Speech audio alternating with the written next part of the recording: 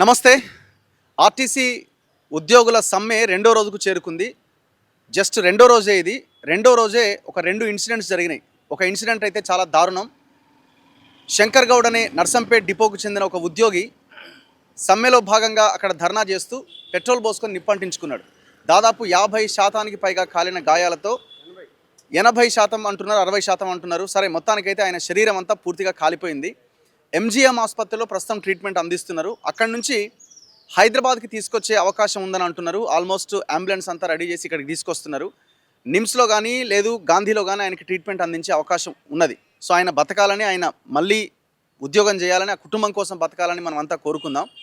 ఇంకొక వైపున ఈ ఘటన మర్చిపోకముందే నల్గొండలో ఇంకొక ఇన్సిడెంట్ జరిగింది. కానీ అదృష్టవశాత్తు ఆయన అంటించుకునే ముందే ఎవరో పక్కకు లాగేయడంతో బతికి బయటపడ్డాడు. సో జస్ట్ రెండో రోజే మరి కార్మికులు ఎందుకు ఇంత దారుణమైన ఒక నిస్సహాయ స్థితిలోకి వచ్చారు? ప్రభుత్వం కూడా చూసి చూడనట్టుగా చేసుకుంటే చేసుకున్నట్లే సమ్మె అనేలాగా ఎందుకు ప్రవర్తిస్తున్నది? ఈ ప్రమాదానికి కారణం ఎవరు? ఖచ్చితంగా ప్రభుత్వమే బాధ్యత వహించాల్సి ఉంటుంది. అదే సమయంలో ఎవరైతే కార్మికులు మీరు ఈ రకమైన ఆలోచన చేస్తారో అది గొప్ప త్యాగం కిందనో లేకపోతే గొప్ప పోరాటం కిందికి రాదది. ఆత్మహత్య అనేది 100% మనం చాలా గట్టిగా చెప్పాలి, అది పిరికి పంద చర్య కిందకే వస్తుంది. సో కాబట్టి మనం అంతా గట్టిగా నిలబడి కలబడి ప్రభుత్వంతో యుద్ధం చేసి పోరాడి సాధించుకుంటేనే అప్పుడు మనకి సంతృప్తి.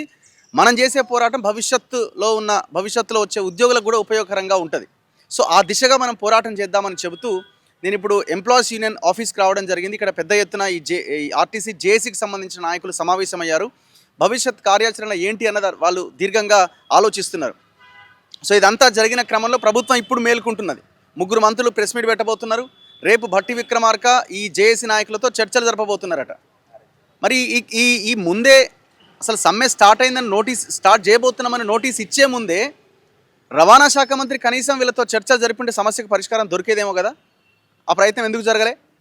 మొన్న కమిటీ అన్నారు, ఆ కమిటీ వీళ్ళతో జరిపిన చర్చలు ఎందుకు సానుకూలంగా ముందుకెళ్లే ప్రయత్నం చేయలే? మీ దగ్గర పైసలు లేవు అంటున్నారు. మరి పైసలు లేనప్పుడు పైసలతో సంబంధం లేని 2-3 అంశాలు ఉన్నాయి, వాటిని కూడా పరిష్కరించే ఆలోచన మీరు ఎందుకు చేయలే? సో మొత్తం కార్మికులందరినీ నిస్సహాయ స్థితిలోకి నెట్టేసి వాళ్ళ ఆత్మహత్యలు చేసుకునేలాగా ఈ ప్రభుత్వం వ్యవహరించిందని చెప్పొచ్చు.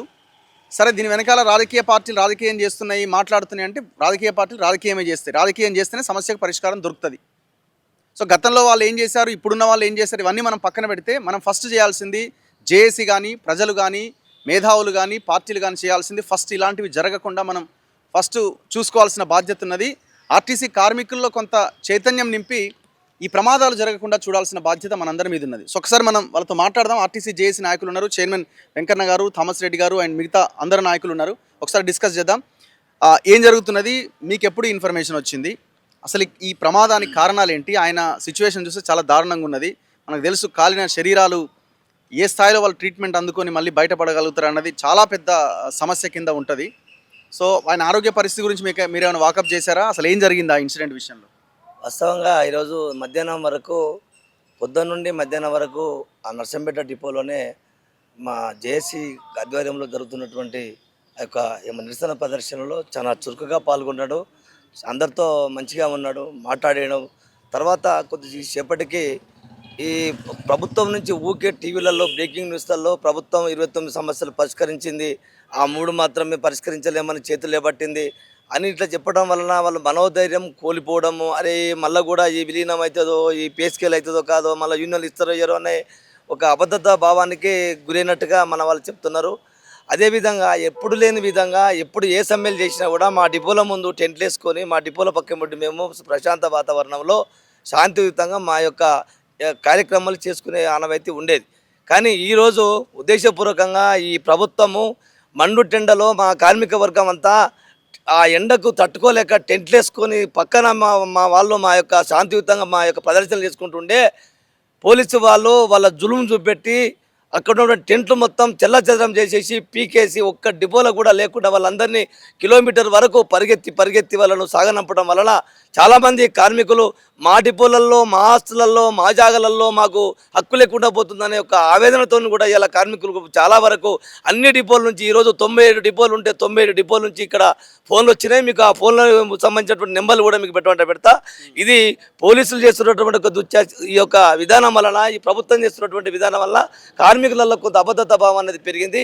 దీనివలన మా సోదరుడు ఎవరైతే ఉన్నారో శంకర్ గౌడ్ నర్సంపేటలో ఇటువంటి ఫేక్ న్యూస్ వల్ల అబద్ధాల ప్రచారాలతో ప్రజలను ఇటు కార్మిక వర్గాన్ని తప్పుదోవ పట్టించే ప్రయత్నం చేయడం వలన ఆ కార్మికుడు ఏం చేసి శంకర్ అనే కార్మికుడు ఆవేదనకు లోనయ్యి తన ఆందోళనకు లోనైపోయి మానసిక క్షణికావేశంతో ఆ కార్యక్రమం ఆ రోజు పెట్రోల్ పోసుకొని అంటించుకోవడం జరిగింది. ఏది ఏమైనా ఇది బాధాకరం, చాలా దురదృష్టకరం. మేము దీన్ని తీవ్రంగా బాధపడుతున్నాం, దానికి చింతిస్తున్నాం. దయచేసి మా ఆర్టీసీ కార్మిక వర్గంలో ఉన్నటువంటి పనిచేసే ఉద్యోగులు, మహిళలు, పురుషులు ఎవరైనా సరే దయచేసి మీకు చేతులు జోడించి చేసి మీకు నమస్కారం చేస్తుంది. మీరు తొందరపడి ఎలాంటి అగత్యాలు చేసుకోవద్దు, తొందరపడి ఎలాంటి ఆత్మహత్య ప్రయత్నాలు చేసుకోవద్దు. ఈ ఆత్మహత్యలతోనే, చావులతోనే మన సమస్యలు పరిష్కారం కావు. మనం బతుకుండి ఫలాలను ముద్దాడాలి తప్ప చనిపోయి మనము పిరికివాళ్ళ లెక్క మనం ఉండకూడదు. మీకు అండగా, మీకు తోడుగా, మీ వంతుకు కృషిగా మేము జేసీగా ఎక్కడికి ఎవరికి లొంగకుండా మన న్యాయమైన డిమాండ్లు పరిష్కారమైనంత వరకు మేము పోరాడటానికి మన జేసీ సిద్ధంగా ఉంది. మీరు కూడా ధైర్యంగా ఉండాలని చెప్పేసి మీ అందరినీ జేసీ చైర్మన్గా మీ అందరినీ. సో ఇప్పుడు మీకు ఇన్ఫర్మేషన్ ఉందా, హైదరాబాద్ తీసుకొస్తున్నారు అంటున్నారు, ఆ ఎంజిఎంలోనే ట్రీట్మెంట్ ఏం జరుగుతున్నది? ఇలా ఇప్పుడు ఎంజిఎంలో ట్రీట్మెంట్ అనేది పెద్ద సదుపాయాలు లేవని చెప్పారు. ఇప్పుడే మాకు కబర్ వచ్చింది. నేను ఇప్పుడు మా ఆర్ఎం గారితో కూడా మాట్లాడడం జరిగింది, ఇక్కడ ఈడీ వాళ్ళతో కూడా మాట్లాడడం జరిగింది, మా బస్బాన్ పెద్దలతో మాట్లాడడం జరిగింది. మరికొద్ది సేపట్లో అతనిని మెరుగైన వైద్యం కోసం హైదరాబాద్కు తీసుకొస్తారని తెలిసింది.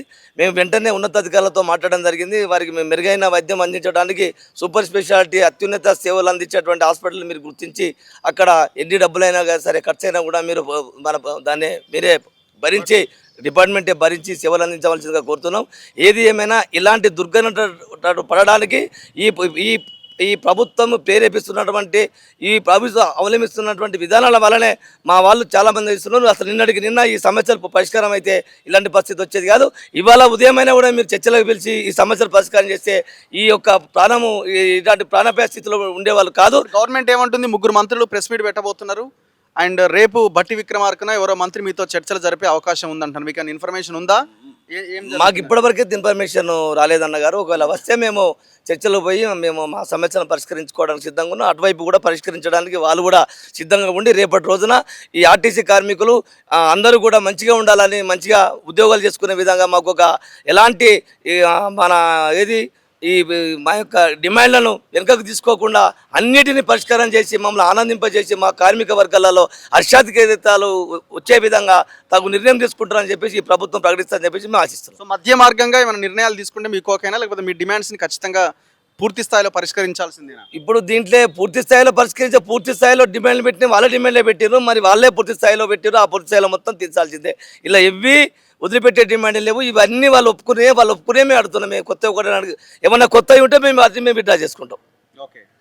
సో ఇప్పటివరకు అయితే మీకు ఏ ఇన్ఫర్మేషన్ లేదు? ఇప్పటివరకు ఇన్ఫర్మేషన్. సో ఇప్పుడు ఈ గవర్నమెంటే కారణం అని ఎందుకు అంటున్నారు మీరు? ఫస్ట్ డేనే సమ్మె స్టార్ట్ అయింది, ఇది సెకండ్ డేనే.